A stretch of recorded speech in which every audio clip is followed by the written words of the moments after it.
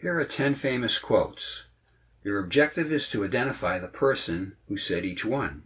We'll present 4 choices, and you'll have 5 seconds to choose the correct one. Keep track of how many you get right to see your score at the end. Here are 10 quotes. Some are by real people, others are by fictional characters.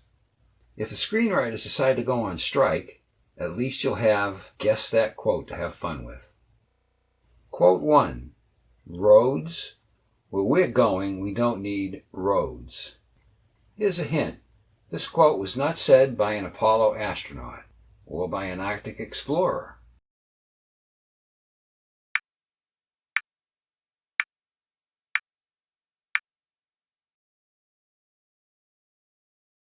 The correct choice is Dr. Emmett Brown from Back to the Future. Quote 2. Hear me, my chiefs. I am tired, my heart is sick and sad. From where the sun now stands, I will fight no more forever.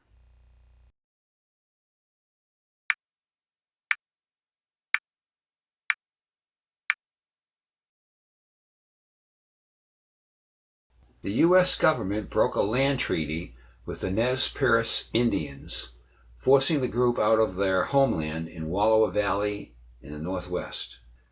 This quote was said by Chief Joseph of the Nez Perce Indians as they were cornered by the cavalry after months of trying to get to the safety of Canada. As his people froze in the snows, only 40 miles short of the Canadian border, Chief Joseph was reported to have said this quote. As a side note, Chief Joseph's people were treated badly by the cavalry, but during their long retreat, as they met white people, the Indians treated them kindly, and as they needed supplies, they bought them instead of stealing them. Quote 3. It's alive! It's alive!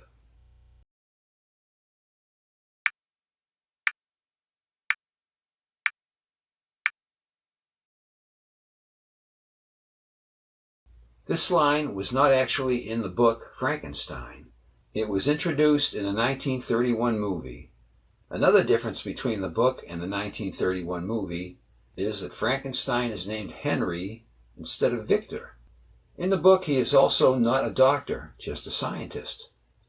A lot of people think that Frankenstein was the name of the monster. Not so.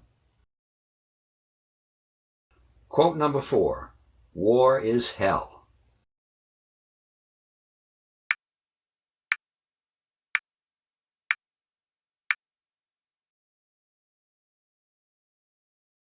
Union Civil War General William Tecumseh Sherman said this, and he did his best to make that quote come true for those he fought against, tearing up rail lines, burning crops and towns on his march to the sea.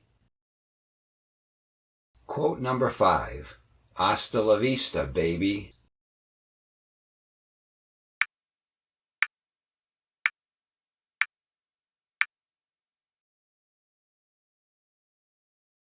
This quote is from the movie Terminator 2, but shouldn't it have been Hasta la vista, baby, Spanish for baby? Quote 6. Nuts!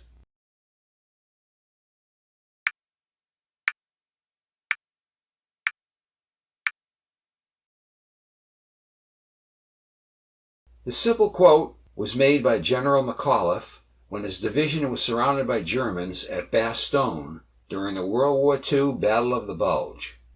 He was presented with a surrender demand by the Germans. Nuts was his written reply. I wonder if the Germans got out their English to German dictionaries to try to figure out what nuts meant.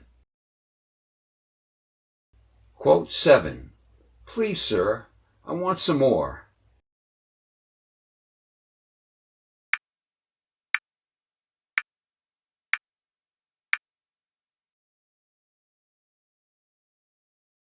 This was from the Charles Dickens novel Oliver Twist.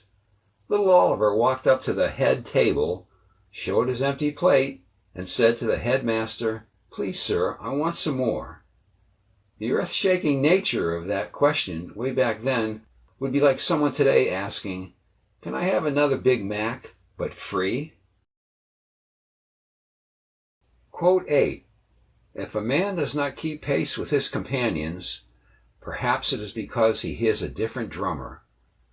Let him step to the music which he hears, however measured or far away.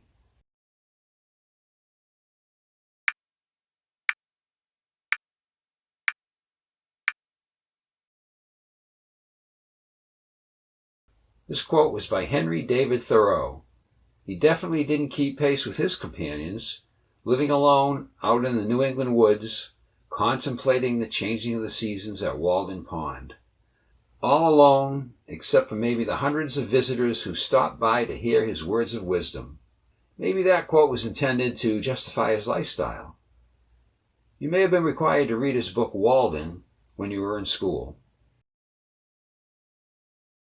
Quote 9. Sink it.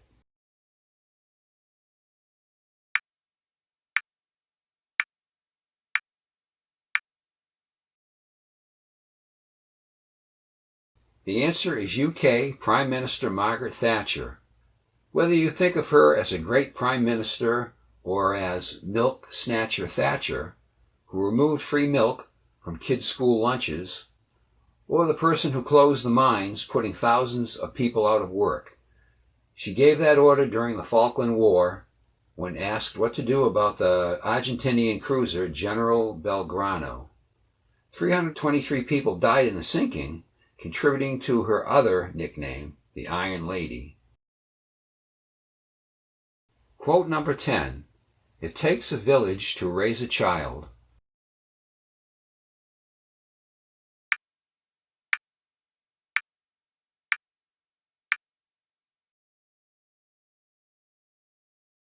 No, this was not said by someone who felt overwhelmed by the duties of motherhood. It was Hillary Clinton who popularized this African proverb in the U.S.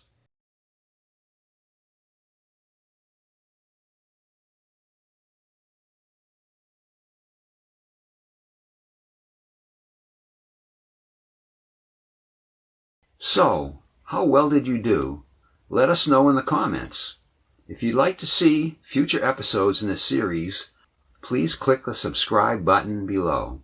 It's completely free and it really helps us. Thank you for watching.